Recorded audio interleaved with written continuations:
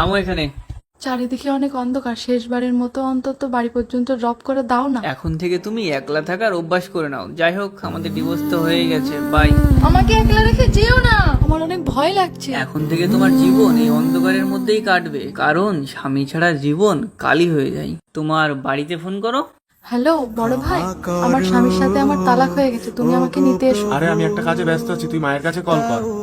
Hello মা, আমার স্বামীর সাথে আমার তালাক হয়ে গেছে। খুকি, তোর ছোট ভাবি আমাকে নিয়ে তোর দিন রাত তোর ছোট ভাইয়ের সাথে ঝগড়া করে, তুই আসলে আরো সমস্যা হবে। তুই তোর খালার কাছে ফোন কর।